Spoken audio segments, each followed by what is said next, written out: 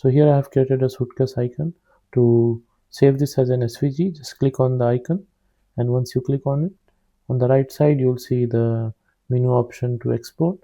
Click on this export, and from this drop down, instead of PNG, just click on SVG and click export suitcase. The name it is showing here is what we have given it here, and you can also click on this preview to see the preview of the icon that is going to export as SVG. So just click on export, and it will export that as an SVG. If you open where you have saved it, so here is our SVG icon. So this is a simple and easy way to save your icon as an SVG in Figma.